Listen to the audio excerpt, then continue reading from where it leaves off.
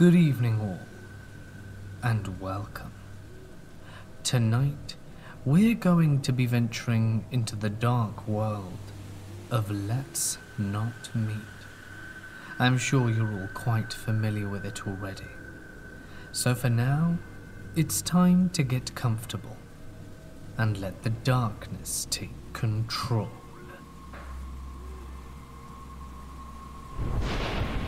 My name is Noah, and this is an experience that happened to me a few years ago. I used to live in East St. Louis and was 17 at the time of these events.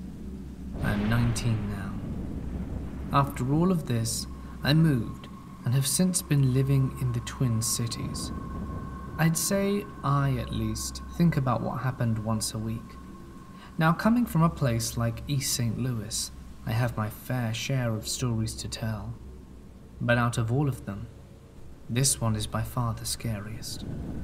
I used to hang out with this girl from high school I liked called Charlotte.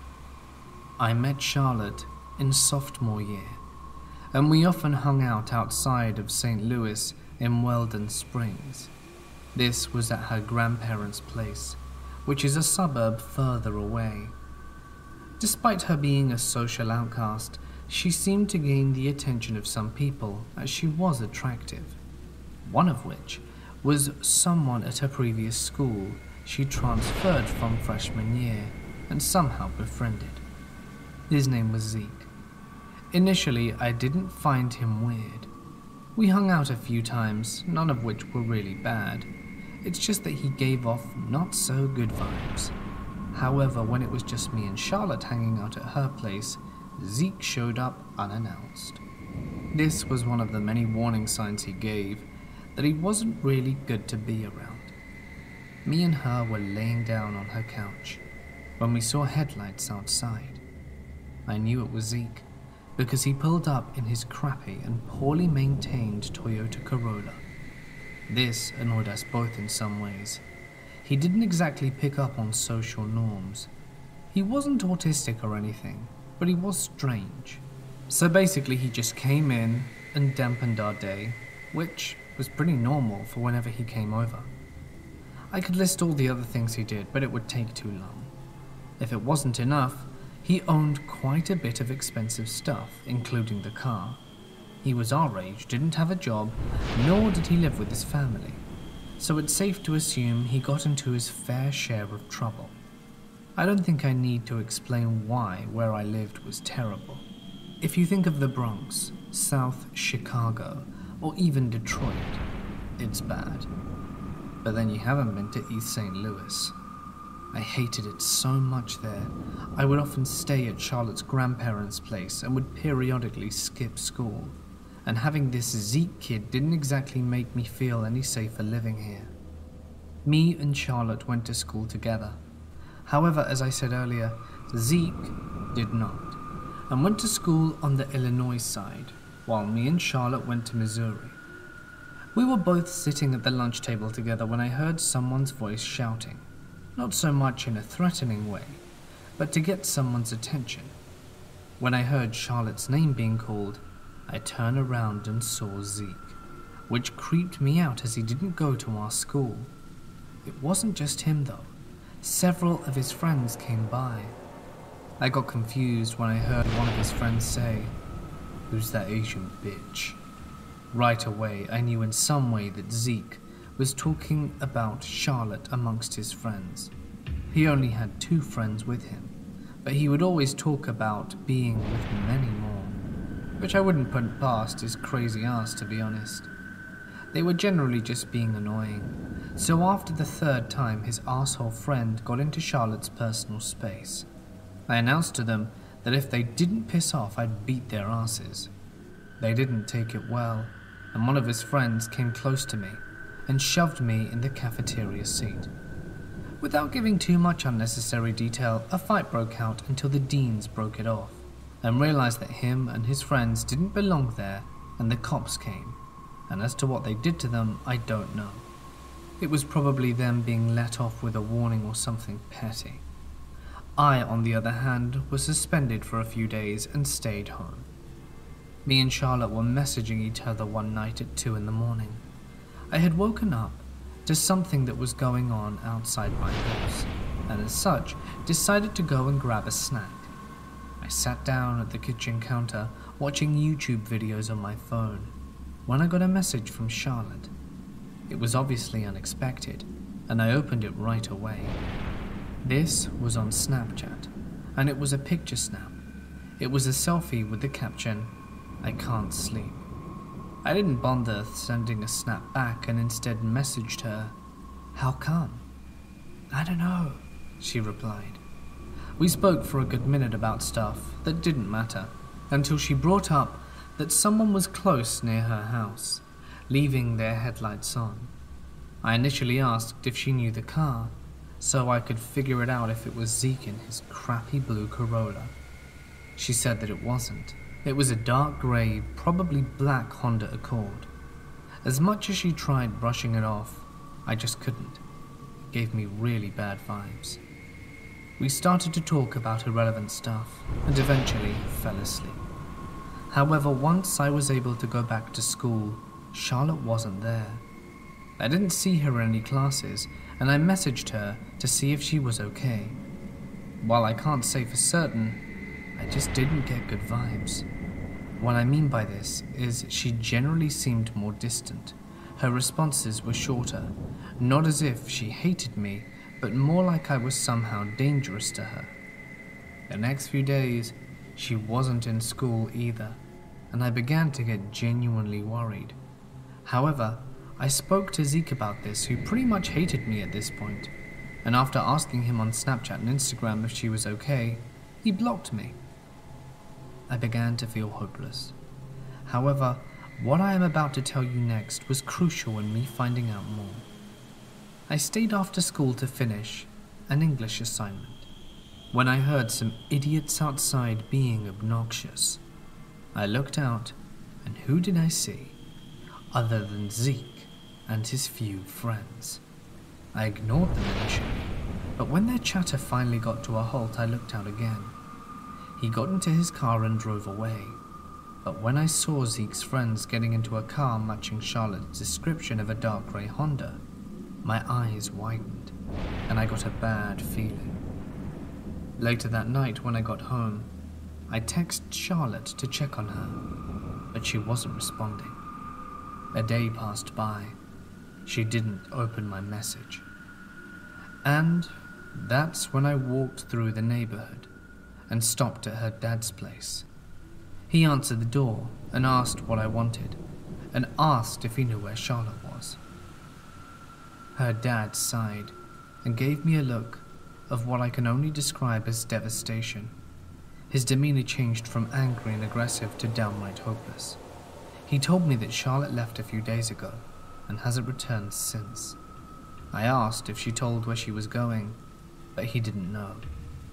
That's when I explained to him she hasn't replied to any of my texts, and I did the same thing with her grandparents, but they said they hadn't seen or heard from her either. Immediately, any optimism in me was gone, and I felt like giving up. Charlotte didn't have many friends, and neither did I, so it was almost just always us talking together. A few days later, after no response, I went to the police station and told them that she was missing. I went on to say that I suspected Zeke and his friends of being involved in what happened. After nothing happening for a day or so, I got a snap from Charlotte. My eyes widened in excitement. However, that excitement quickly went away when I saw a selfie of someone that wasn't her. He was in some worn-down, derelict-as-hell building. I knew this because a lot of the wall and roof was missing, and it showed the streetlight from outside. I replayed the snap to see if anything stood out, to no avail. If I remember properly, it was probably one of his friends, because of a blue bandana he wore. There was no caption, and I wanted to respond, but I knew it wasn't her. I got so frustrated that I called the police and told them about my situation. To make it short, they said that they would investigate, whatever that meant. I visited Charlotte's grandparents and stayed the night, not wanting to go to school the next day. I spoke to some people on Snapchat and Messenger, and at the same time was trying to find something to do about this. I began talking to one of my middle school friends who lived in another suburb called Eddie. While he didn't know Charlotte, he knew Zeke, and had added him on Snap. It was a silly idea, but they actually talked, which I didn't even expect at all. The next day after school, I met up with Eddie, and he requested Zeke's location on Snap. He was clearly stupid, because about 5 minutes later, Eddie pulled up his phone and his location was somewhere north of St. Louis. He turned his location off, and we took an Uber to the location. Zeke's Bitmoji eventually changed, from the one area he was at back to East St. Louis. We figured it would be worth a shot trying to see where he was and if Charlotte was there. The sun was starting to set, but we went anyway. Once we arrived, we were at the building that Zeke's Bitmoji was over, and well, judging by the appearance of them, it must have looked like it. There were 2 floors, and the upper floor had a lot of the wall and roof destroyed. In fact, it looked identical to the one sent to me that I saw in the snap. I knew Charlotte was there. She had to be. I decided to call her, and what happened next still makes my blood run cold. The actual fear I felt was pretty unmatched. As soon as I hit call, the ringing from the phone in my ear was quickly overshadowed by a loud ringtone coming from inside the warehouse. My eyes widened in terror, and the look on Eddie's face was just as terrifying. Despite the occasional car coming, it was pretty silent. But when I heard footsteps on the concrete and debris from upstairs, I crapped myself inside after seeing something. Barely illuminated by the streetlight was the silhouette of a figure standing near the open wall. It wasn't bright enough to see who, but either way both of us ran and didn't look back. Once we thought it was safe, we called an Uber back, and the next day after school I returned to the police station and updated the cops with my findings, and told them about what I had found. However, the same officer I had told what I had found seemed to be getting annoyed with me, and I gave up on him. He said an officer would be sent over and that they would call me back. That's when I decided to take the next step in what was becoming my own investigation. Several days went by at school, and I returned next weekend back to her grandparents' place to update them and told them what I'd found. They'd left and gone to the police station on their own and came back after. In the next few hours, the police station called back and updated me. They had gone to the abandoned warehouse, and I asked them what they found. They said nothing. That annoyed me so much, and I didn't even show it to the officer how much I was angry. I ended the call, almost ready to give up hope.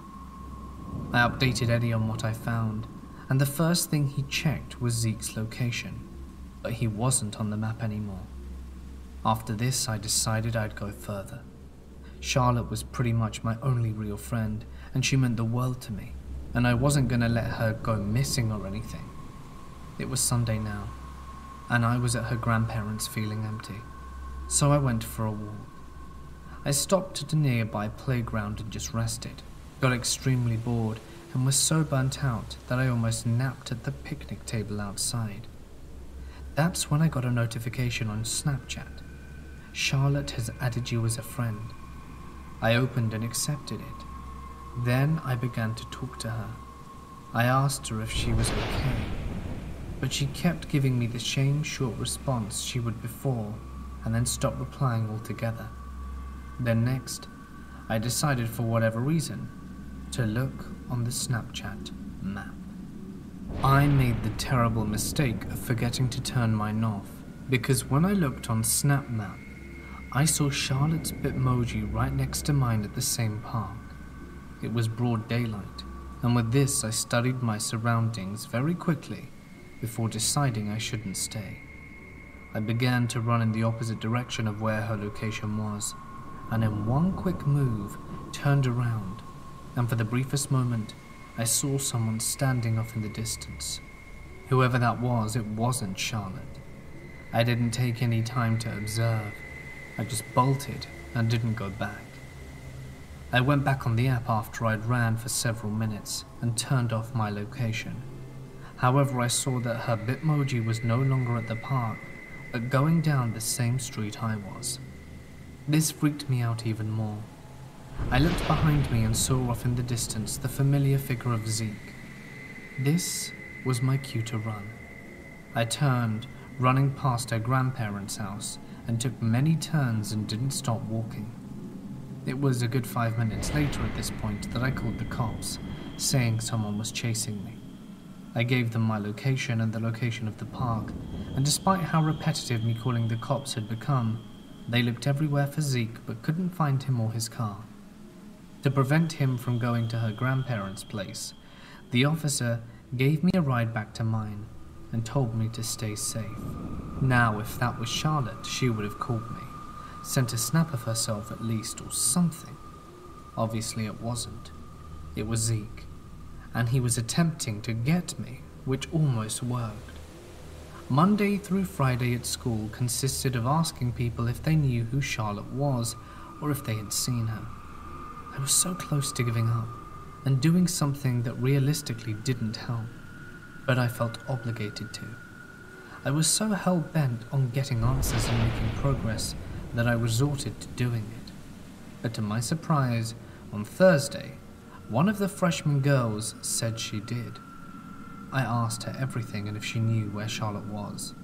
She didn't know much about her, but instead directed me to one of her friends on Messenger, who was apparently a close friend of hers. I spoke to them back and forth for a few days, and when we started talking, she asked me if I knew someone called Liam. I didn't. But when she described the dude with the blue bandana, my stomach dropped.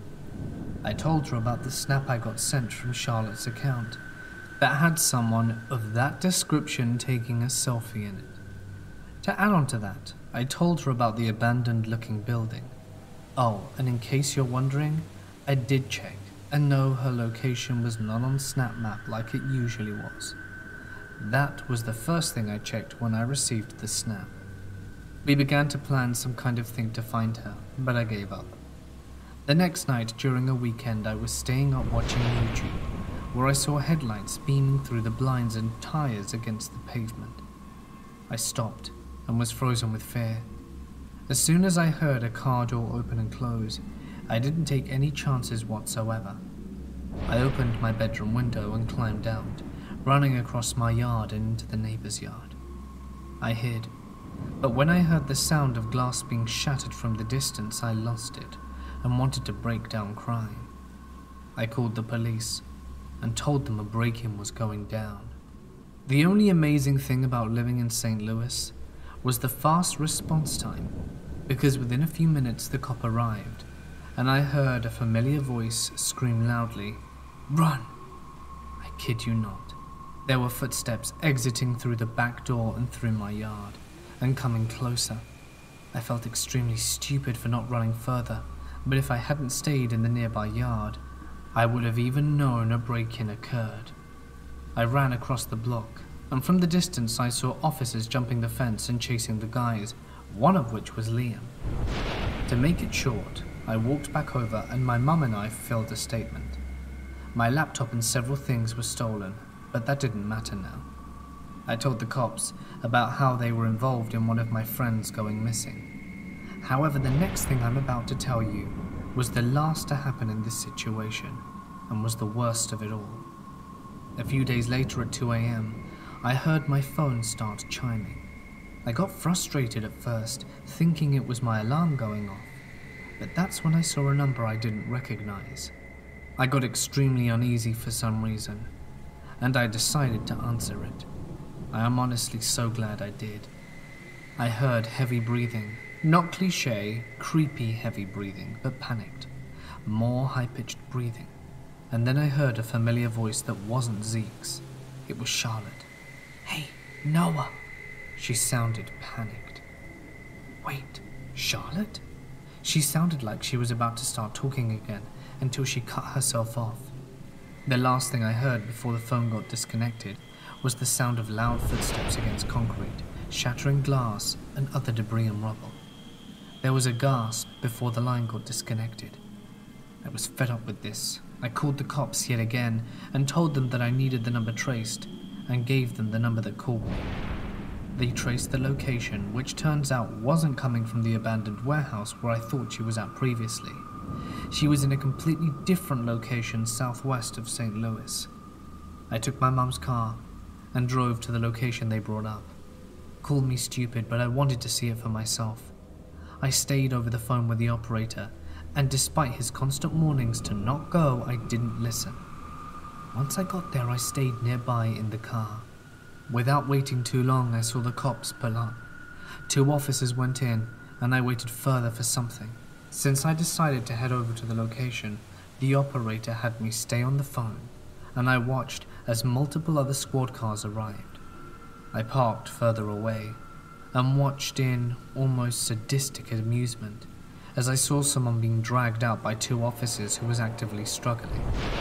And through my window I could hear him screaming. One of the officers grabbed his taser and shocked him. It was Zeke. I got the okay from the operator and stepped out. From there I approached the officer and explained I was the one who called and reported this. We spoke, but I won't bore you with all the legal stuff. In my peripheral vision, I saw an officer escorting someone out. My eyes widened with joy as I saw Charlotte. I called her name, and she looked over to me, coming over and running to hug me. She had several marks on her body and her face. I can say this. You can tell just how much someone is emotionally or generally scarred due to their reaction. She hugged me so tight and began to cry. I literally felt like suffocating. That's how tight it was. She admitted to me and the officers that she was hardly fed, beaten, and didn't elaborate much more. I'm surprised out of all of the things that they did to her, they didn't do something far worse. Who knows? They might have.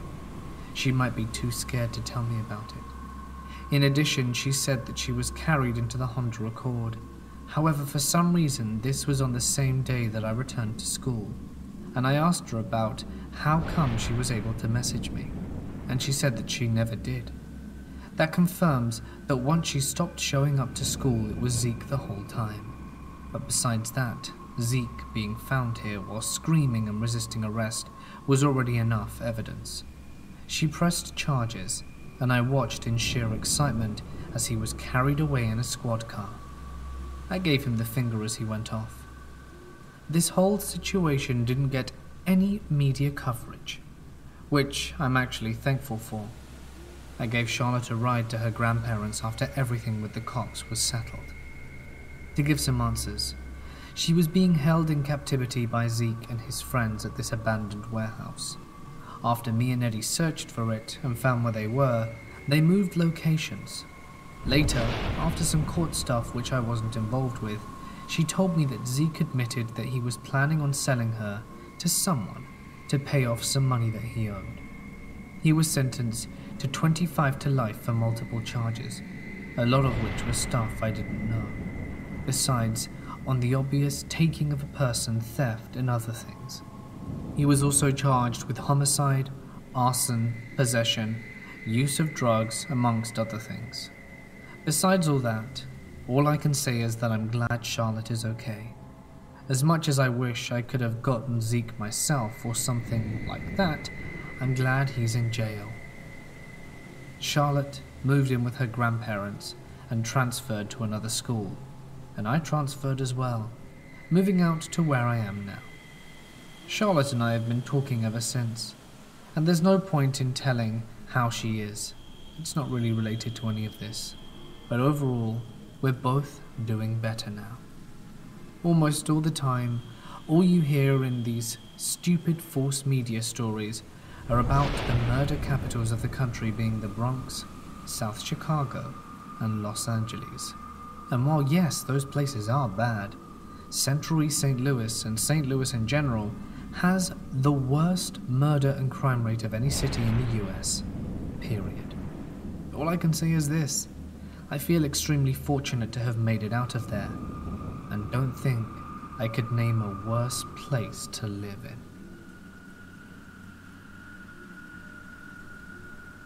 About 11 months ago, I started working at a big corporate retail store that specializes in tech, mostly high-end goods, part-time.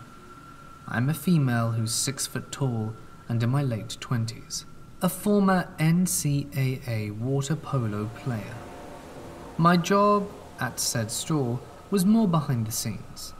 My primary duties were to answer calls and assist with orders, complaints, and scheduling via the phones. My secondary duties would be to assist the front lanes when lines got long. I'm a friendly, outgoing person and love to chat with customers. Some regulars I joke about various topics, but nothing ever that would be considered unprofessional nor suggestive, and I've never expressed any interest in any customer. All of this happens in a 2-month period. One day, a customer, an older gentleman who's in his mid-60s and around 6'6", he's become a regular customer in the last few days and comes up to me while I'm at the register and is making a purchase while holding a coffee. Jokingly, I ask where my coffee was, and he proceeds to order me a coffee. I decline it several times with, "Oh, no, I was joking. Thank you, though," and go about my day. Over the next few days, I'm noticing this guy more often, and I'm doing quite a few checkouts for him. There is small talk, as most customer service agents have with regulars, but he starts to mention highly personal details about me that I have never brought up in conversation, as I don't discuss my personal life with customers unless it's relevant to the conversation at hand.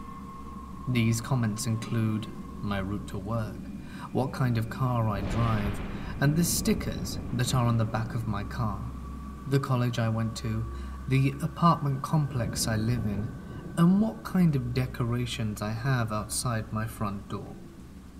The first few times these tidbits are brought up, I brush them off as slip-ups, or he must have overheard me saying something to someone. But then he starts asking for my phone number. I decline giving him my number, stating it's against policy. So he starts insisting I take his number and call him. Again, it is stated that this is against policy, and I add that it is against corporate policy for me to take customers' information, and that I'm not allowed to hand out my information to customers. I'm sorry. As the days progress, he starts catching me as I come out from behind the register to run over to another department in our store for something. Again, I am neither a short nor small woman, and I do not physically intimidate easily.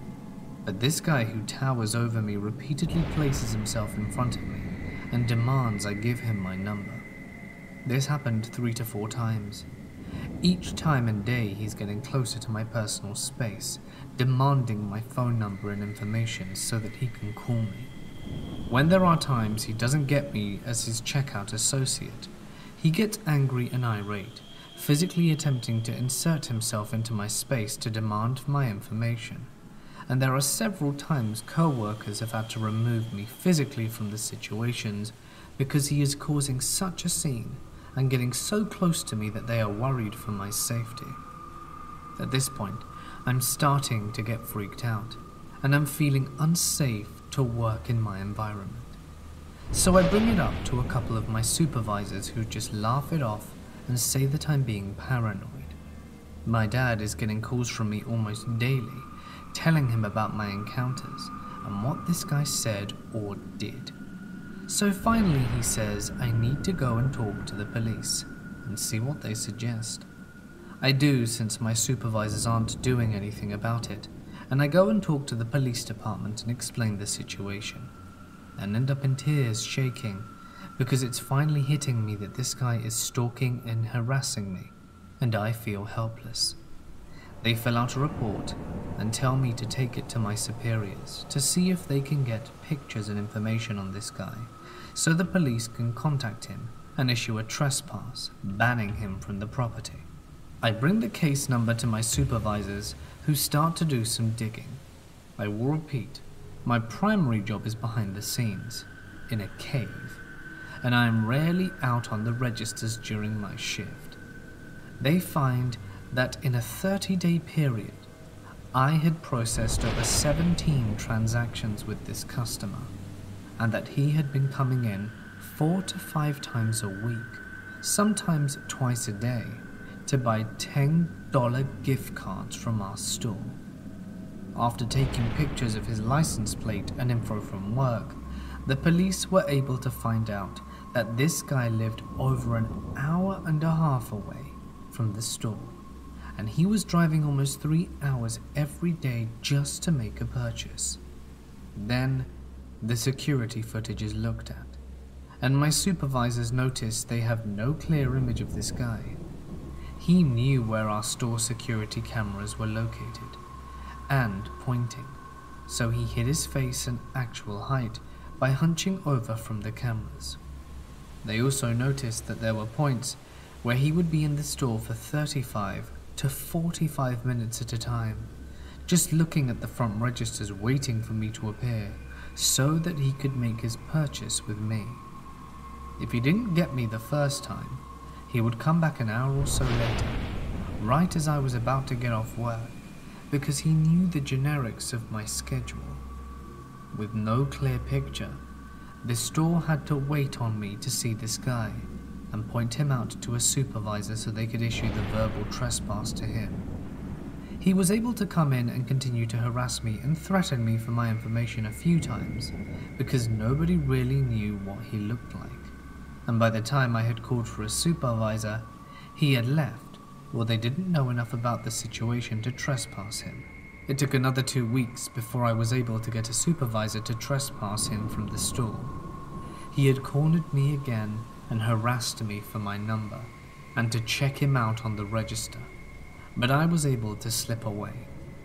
When the supervisor approached him saying that he was trespassed for harassing an employee, he flat out denied that it was him, and said that they were mistaken.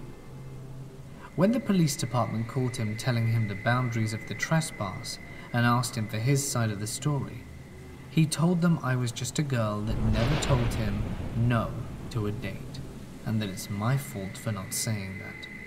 He insisted that he shouldn't have been banned from the store, because if I really didn't want him to bother me, I should have just told him so. I saw him around my complex for a few weeks, and after a few months, I quit retail because I didn't feel comfortable there. I loved working there, but I would just rather never meet this guy again. When I was around 14, there was this guy that seemed to be around my age that used to be in my neighborhood. He didn't stay out there, but he had family that did. He was baby-faced, light-eyed and kind of quiet, but he would talk to me. He didn't really play with us, he just kind of stood there watching us as we played. Maybe a family member told him to keep an eye out on his younger cousins. He would flirt with me from time to time, but I didn't think much of it. I think he had a crush on me. I think I might have had a crush on him at some point too as well. I remember one particular time he kissed me. It might have been more than just that one time, but I can't remember. And one of the neighborhood teenagers that was around my age and basically looked out for everyone on the block had said something to him along the lines of, "What did I tell you about messing with these young girls?" I just assumed he must have been around 16 and didn't think much of it. We would take walks around the block and talk. We would hang out every once in a while.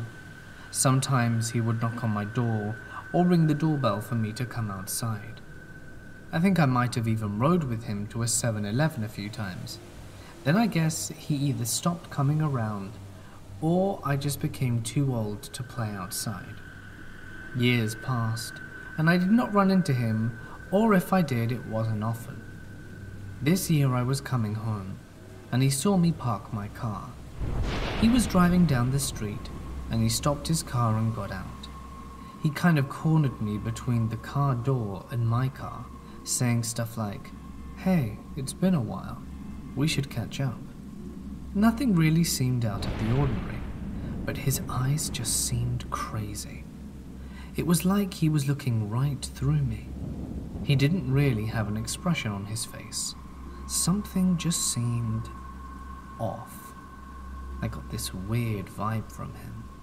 I remember asking him what his Instagram was, just in case I needed to show someone what he looked like, and he said he wasn't on there because of his job. Yeah, sure. I also knew that I was friends with his younger cousin on Instagram, so I figured I would just look at her page and see if she had any pictures of him show up. So I just went along with that, and as I slowly tried to move closer to my door, I went into the house and tried to shake this vibe that I felt from him. That night, he called me and asked if I wanted to go to the beach to walk around and catch up. Before I could even give a response, he asked, "Do you trust me?" Now, even though I trusted him before he asked, which I didn't, I'm damn sure didn't trust him now. Who just asks that out of the blue anyway? "Well, that's a weird question to ask. I'll have to call you back." He immediately got mad at me for saying I wanted to get off the phone. It was kind of like a switch went off. I assured him that I was going to call him back, which I didn't, and he finally calmed down, and I managed to hang up. He began texting me things like, "What do you like about me?"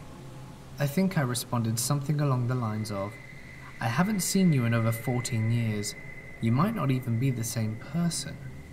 He proceeds to tell me what he liked about me. I did not even know what made me ask him, but I asked him how old he was. My stomach felt like I was on a roller coaster when I read his response. He said he was 37. Now, I'm 29, which means he is 8 years older than me. That meant that when I was 14, he was 22. This whole time, I thought he was only a few years older than me at most, and he was 8. That's when I started to realize that his, for lack of a better term, infatuation with me was not as innocent as I once thought. Now, throughout the years, I've had a problem with someone being outside my window. On one particular night about 4 years ago, my ex-boyfriend was drunk and mad that I wouldn't come outside to talk to him. He was outside my window trying to get me to go out. Then all of a sudden I heard 2 voices outside. Shortly after that, I heard my then boyfriend tell me to come outside, but it sounded like he sober-upped in an instant. I told him no, and he told me that it was serious. When I finally went out, he told me that a guy was cutting through my neighbor's yard to hop my fence into my backyard. But because it was dark, he didn't see my then boyfriend until he was closer to him. My then boyfriend said something along the lines of, "What are you doing?" And the guy started to stumble over his words, saying he was just cutting through to get to the other side of the block. But he turned around and went back in the direction he came. So I just explained that because I don't even know what connected the 2 incidents in my mind. But I went to his account Instagram page and found a picture of him and texted it to my ex before I could even explain why I was sending him the picture. And without me even saying anything, he replied, "That's the guy that tried to get into your backyard." My stomach sunk so far into my ass I thought I'd never eat again. Then he said, "I know this is gonna sound crazy, but I remember his eyes." I never saw him again after this whole "do you trust me" thing. But I shudder to think that even though we weren't in contact all these years, that he might have been outside my window on different occasions. So creepy guy that I thought was my friend, that ended up being a lot older than I thought. Let's not meet again. I am not a social person, especially to family, and I'm a little estranged with my mother, despite the fact I still live with her, and I still love and care for her. I wanted to get her something as it was Mother's Day, and told her I was going out and would be back in time for dinner. She told me that she didn't want me to leave and that it was too dangerous right now. You see, my mum can get paranoid and worried easily, so I shrugged it off and told her I wanted to walk to the store anyway. Rite Aid is very convenient for most things, and I like going there. Plus, the one I go to has an ATM, and I can get there in 10 to 15 minutes at walking distance from my house. I walked into the Rite Aid, and I had to wait for an employee so I can select perfume for my mum. Waiting there, a creep walks straight towards me, asking me if I know where the towels were. It was a simple, normal question. I told him I didn't know, but pointed out where I thought the towels would have been. Then he stood there looking at me briefly until the employee showed up to unlock the perfume.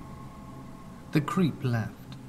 I didn't really think much about it at the time, because I was killing time on my phone. Like, he could have asked the employee where the towels were, because I'm just an unsure customer.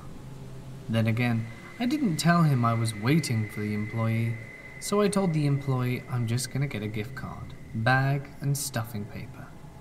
The creep was standing at a distance, looking at me while I was walking towards his direction. Then, without stopping to talk, I just asked him, "Did you find the towels?" And he said that he did. Then I walked past him, and that's when he started following me, asking me these questions: what my name was, what my last name was, if I lived around here, and what was my address. And he thought I was very pretty, apparently, and asked as well if he could come by and visit me. All of these questions while I'm trying to avoid him, and he's still following me around the store. He didn't have at least one towel or anything. Then I started thinking about the objective: get out and go home. Then he began groaning and breathing heavily, standing behind me, and then he walked away and left the store. Whatever, I was kind of confused, but I didn't want to know what he was doing behind me. I still just don't know what to think about it.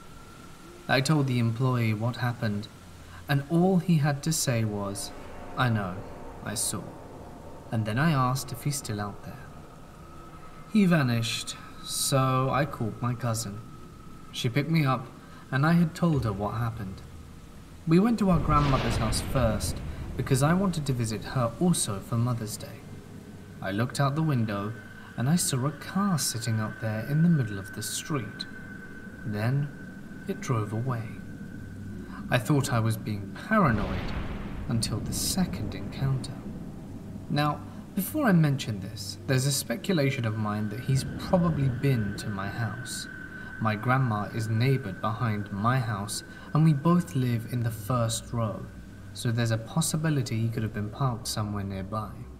Because back in August, I was checking if everything was locked up, and I heard breathing. There's a joke between my mum and me that either the garage is haunted or there's someone in the house, and I asked her if her boyfriend was sleeping in the garage, and she told me he was not. So at this point, we kinda searched the house, and our house is pretty small, so there's nowhere to hide.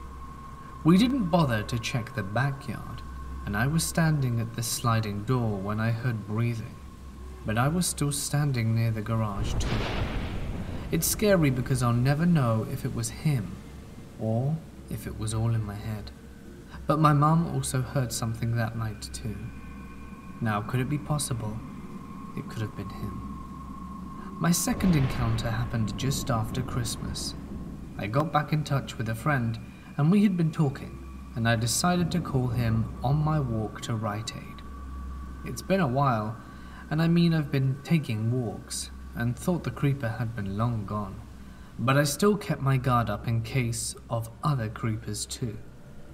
Anyway, I told my friend I'd talk to him when I get back home. I look to my right, because I see a car driving at my walking pace, and it was the Rite Aid creeper at eye level. He gave me eye contact, with an ominous grin/smile on his face, with his tinted windows being sealed shut. Then, it's like he knew, so he drove straight into the parking lot right near Rite Aid. He didn't stop me. I got what I needed and exited.